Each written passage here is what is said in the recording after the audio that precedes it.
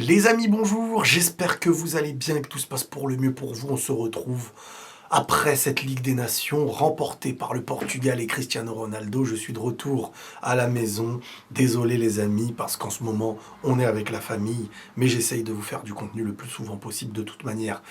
La Coupe du Monde des clubs arrive dans quelques jours aussi. Et on va essayer de partager ensemble beaucoup de choses. Alors, il y a de l'actualité, il y a plusieurs petites questions que vous m'avez posées sur Instagram. N'hésitez pas à me rejoindre sur Insta la famille. Et on va pas perdre de temps, je vais sélectionner des questions. Bon, toi dégage.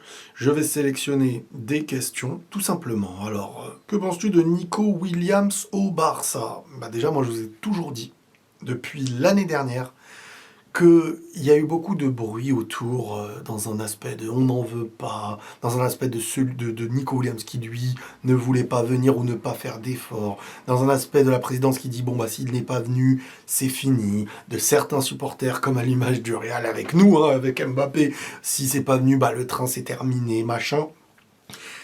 Je vais pas dire qu'il y a un lien entre Lamine Yamal et le Barça comme Mbappé et le Real, mais j'ai envie de dire pas loin. Surtout que Lamine Yamal, c'est quelque chose... En fait, c'est un destin tout tracé.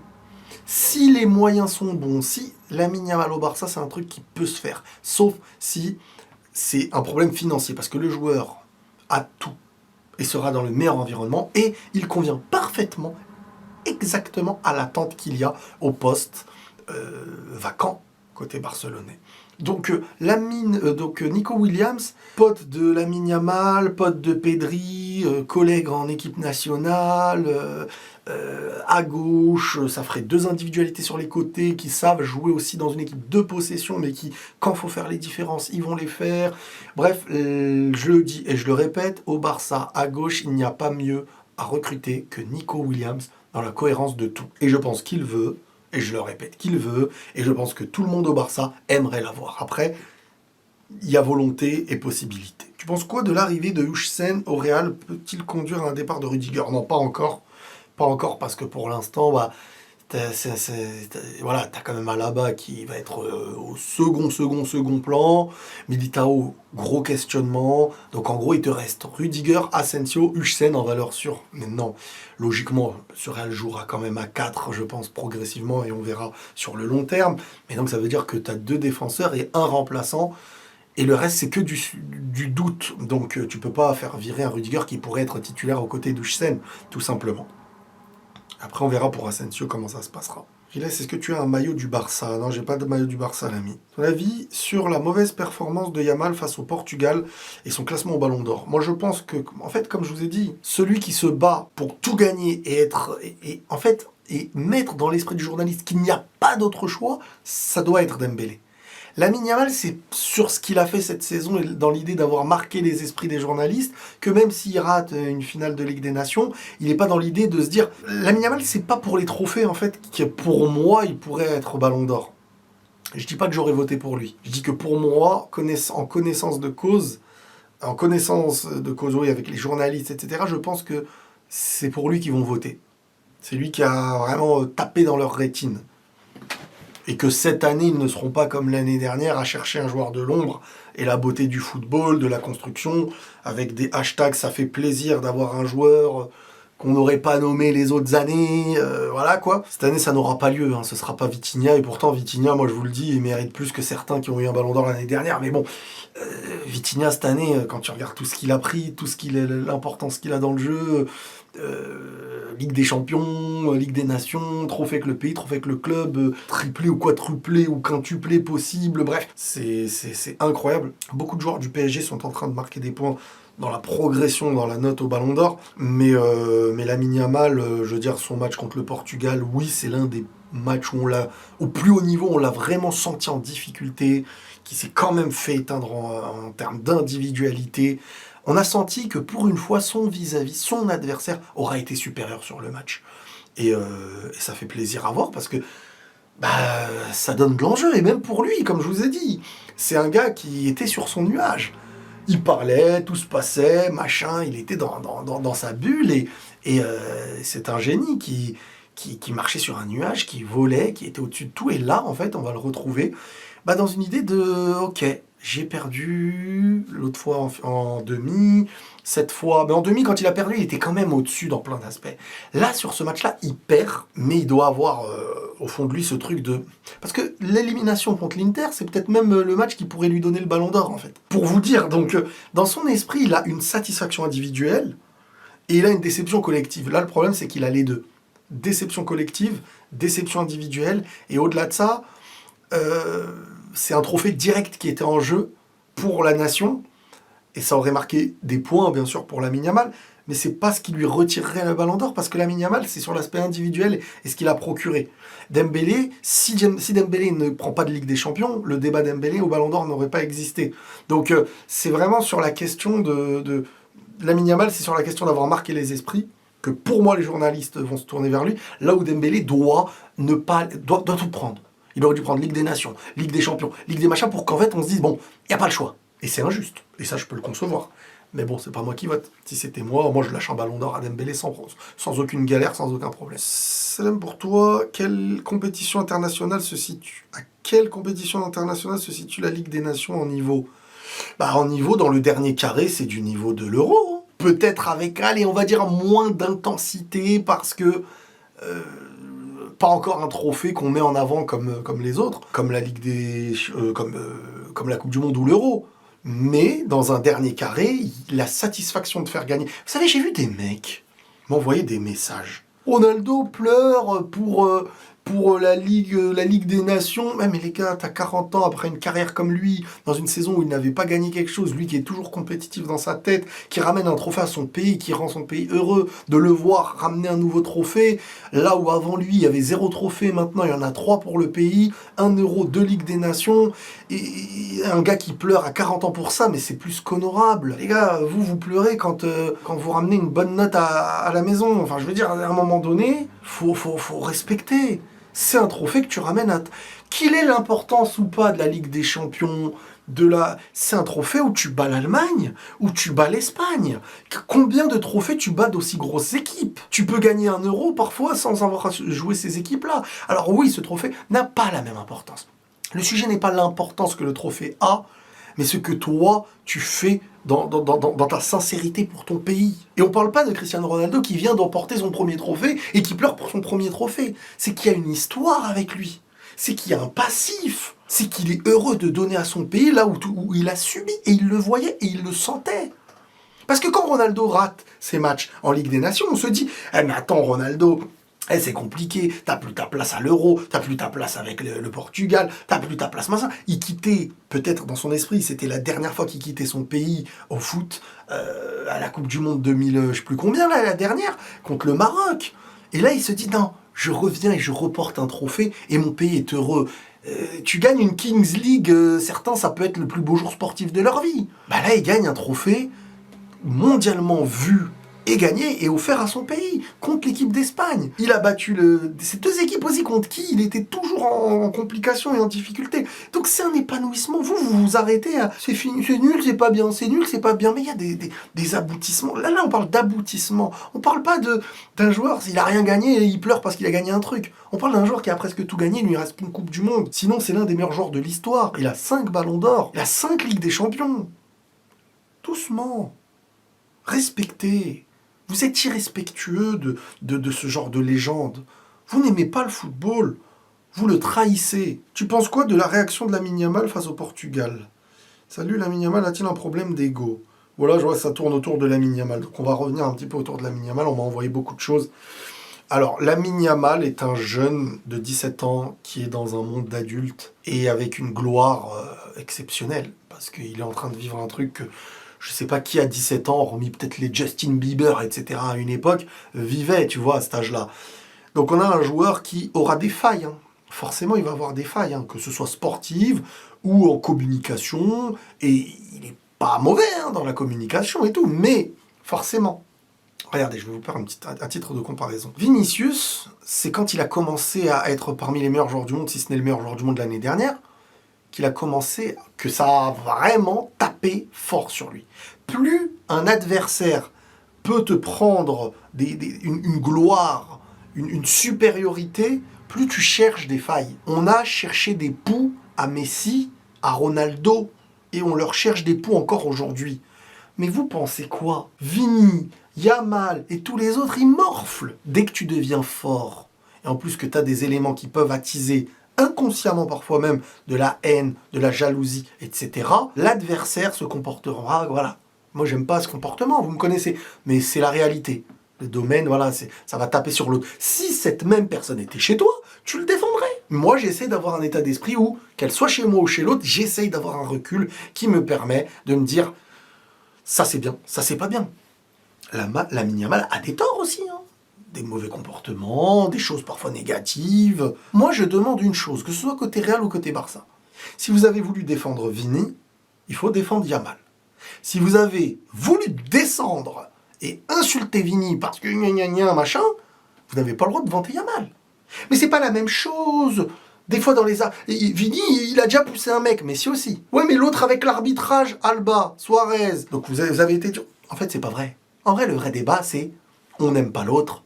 Donc, s'il est chez nous, on l'aurait défendu. S'il est chez l'autre, on... Et en fait, parler clairement comme ça, au moins on sait à qui on a affaire. Si on me demande à moi, il va y avoir de l'injustice mise sur les épaules de Lamine Yamal, et il y a des torts de son côté, comme Vini, etc.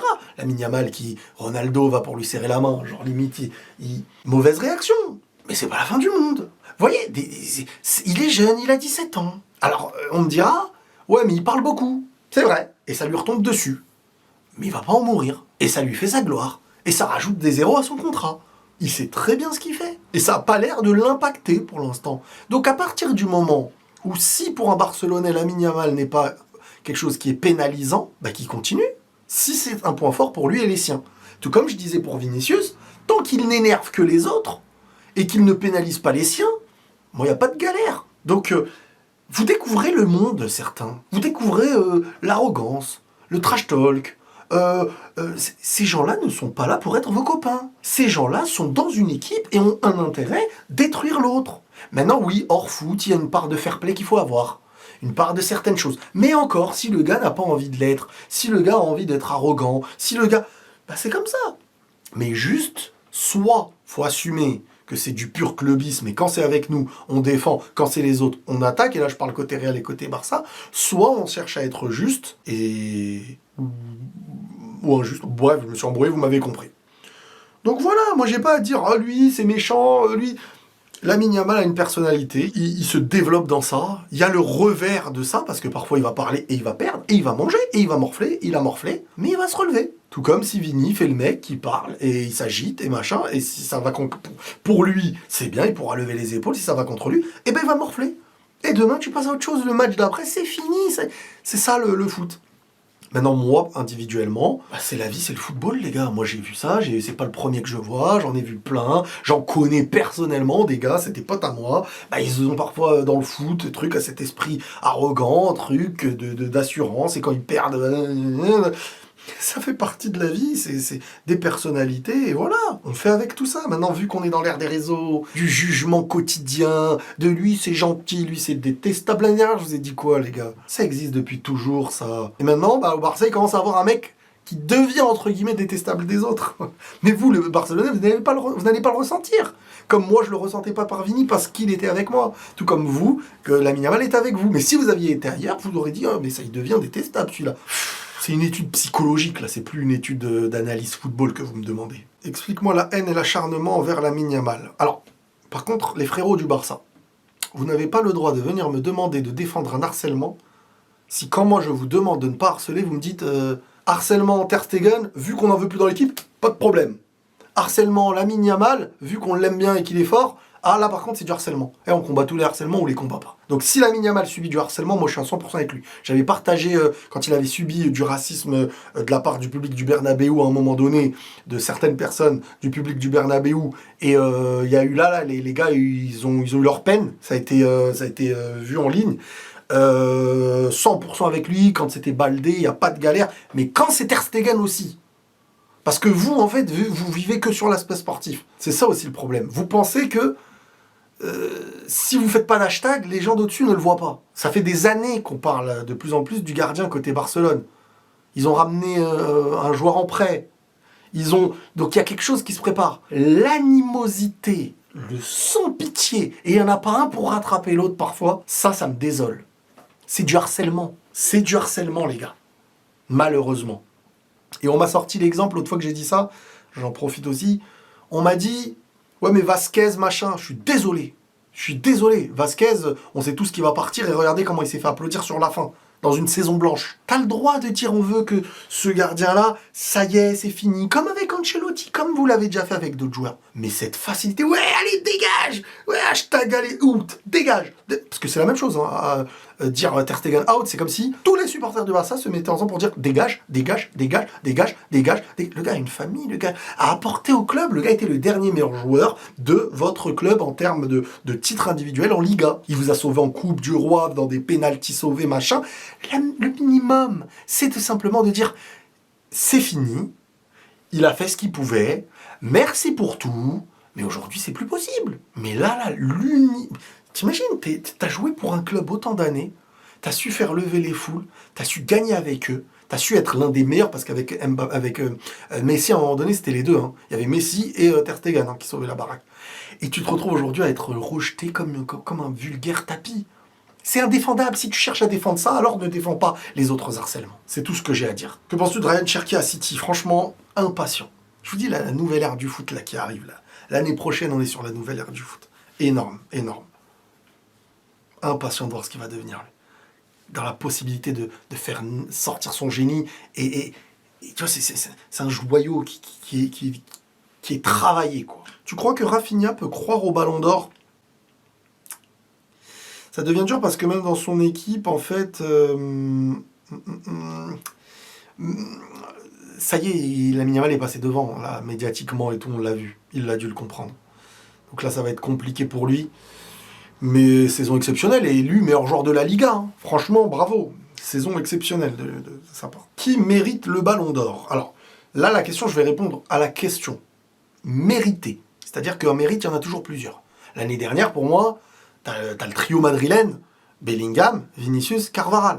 Quand Messi prend la Coupe du Monde, avant la Coupe du Monde, c'est Haaland. T'as Messi, et derrière t'as Mbappé avec la Coupe du Monde qui te fait finale. Globalement, Haaland ou Messi prend le Ballon d'Or, il n'y avait pas de galère. L'année dernière, Carvajal, Bellingham, Vini, ça se comprend, il n'y a pas de galère. Cette année, Dembélé, Rafinha prennent le Ballon d'Or, il n'y a pas de galère. Au mérite, ça se vaut. Je dirais Dembélé premier pour moi. Parce que tu additionnes beaucoup de choses. Mais Rafinha, il te fait une très grosse saison. Après, c'est de la propagande. Parce que tu pouvais... S'il n'y a pas Dembélé, par exemple, Rafinha... Mais Lamine Yamal peut le prendre. Mais pour moi, Lamine Yamal, c'est parce que 17 ans, choque le monde. Individualité comme un nouveau joueur individuel est né. La question du Barça, de Messi, de machin, tout est assemblé. Et donc, en termes de récompense individuelle, il rentre dans le débat aussi. Mais c'est une question où d'autres additionnent aussi l'individuel et l'ensemble. Mais je pense que c'est Lamine Yamal qui l'aura. Après, des joueurs comme Salah et tout, ils te font une grosse saison aussi. Hein. C'est juste prématurément sorti en Ligue des Champions à ce moment-là de la Ligue des Champions, c'est rare que tu prennes un Ballon d'Or. Mais voilà, Dembélé, Rafinha, Yamal, pour l'instant, quoi, c'est ça. Hein. CR7 Ballon d'Or, bah bien sûr. CR7 dans un rôle similaire à celui de Rossellou, tu signes. Non, mais ça, c'est des choses inimaginables, les gars. Ça n'a aucun sens. Pourquoi ne pas signer un plus jeune dans le profil de Rossellou? Ou un mec qui connaît la Liga, qui est plus jeune et tout. Là, Ronaldo, c'est 40 ans, les gars. Ça peut plus se permettre... Et puis Ronaldo, c'est pas le profil que tu mets sur le banc en le ramenant au Real. Tu le recrutes pas dans une équipe pour qu'il soit sur le banc. Il est au Portugal et avec le temps, peut-être qu'il faudra parfois le mettre sur le banc. Mais dans un club où tu le ramènes, c'est pas pour être sur le banc. Ça va être un poids d'une pression d'un joueur en plus qui est compliqué à gérer. Pas une question de foot, mais c'est quand que tu reprends tes lives sur Twitch. Je vais reprendre bientôt, les gars. Là, pour l'instant, je suis avec la famille. Il y a des choses de vie privée un petit peu à gérer. Mais vous inquiétez pas, quand j'en reprends un, après j'enchaînerai. Vraiment, vous inquiétez pas. En plus, on essaiera d'inviter l'immigré parisien, on essaiera d'inviter tout plein de gars que vous connaissez, et pourquoi pas évoluer et faire des genres d'interviews, des trucs intéressants. Mais tout ça, on verra un peu plus tard. Lamine Yamal est toujours favori. Ballon d'Or, selon toi, malgré sa finale ratée, favori pour moi, selon les journalistes. Hein. Je dis pas favori pour moi. C'est favori pour moi selon ce que les journalistes vont voter. Et comme je vous ai dit, les journalistes n'ont pas attendu une finale où il est trop fait pour que Lamine Yamal soit pour eux favori. Pour eux, ils étaient favoris déjà avant de gagner tout ça. Donc en fait, c'est Lamine Yamal qui met en doute un Dembélé qui a presque tout gagné, et non pas l'inverse. Donc Lamine Yamal reste toujours favori à leurs yeux. Je pense qu'il n'y a rien qui peut l'enlever à leurs yeux, Lamine Yamal, cette année. Je pense que de la vidéo de Romain Molina sur Mbappé, je vous jure, je ne l'ai même pas vue. Je vous ai dit, là, j'ai des préoccupations un peu plus familiales, donc j'ai pas eu le temps de me poser et tout. Je la regarderai et je me donnerai un avis là-dessus, mais je l'ai pas vue. Je l'ai pas vu. Pourquoi le transfert d'Alvaro Carreras n'a pas été effectué avant le mondial des clubs? Je sais pas, logiquement il viendra après, mais je crois que c'est une histoire... Je me suis pas renseigné trop sur l'affaire. Moi je vous ai dit, le mercato c'est rare que je demande des news, des trucs comme ça à côté Madrid. Donc en vrai je sais pas. En vrai je sais pas, je pense qu'il y a une histoire de... Ça s'attendait à ce que ce soit payé comme ça n'a pas été payé comme ça, donc c'est trop tard, il est inscrit avec Benfica. Voilà, c'est plus un délire dans le genre, c'est comme ça que je le crois, je l'imagine. J'ai tellement hâte pour la nouvelle saison, cette Coupe du Monde des clubs pourrait déjà nous épater. Alors, concernant le Real, je pense qu'il va falloir y aller progressivement et intelligemment. Il va pas falloir s'attendre à une révolution d'un premier match. Et même, je tiens à vous tenir au courant, parce que nous, c'est comme ça, quand on est passionné, on l'a vu avec Galtier au PSG, on le voit tout le temps avec un nouveau coach, Barça, Xavi, c'était pareil. Tu vas voir une image, tu vas dire, oh là là là là, les gars, on n'a jamais vu ça. Tu vas le voir faire ça à l'entraînement, tu vas dire, oh là là là, on l'avait vu avec Galtier, on l'avait vu avec machin. C'est pas comme ça que ça se passe. Et même si tu fais un premier match où tu dis, waouh, on joue trop bien et tout, doucement. C'est la régularité qui vient approuver la vérité. Et c'est sur cette phrase que je terminerai cette vidéo. Les amis, on se tient au jus, le foot est n'est jamais fini. C'est-à-dire le foot n'est jamais terminé, mais en fait il n'est jamais fini. Tout simplement, prenez tous soin de vous les amis, et la paix sur vous.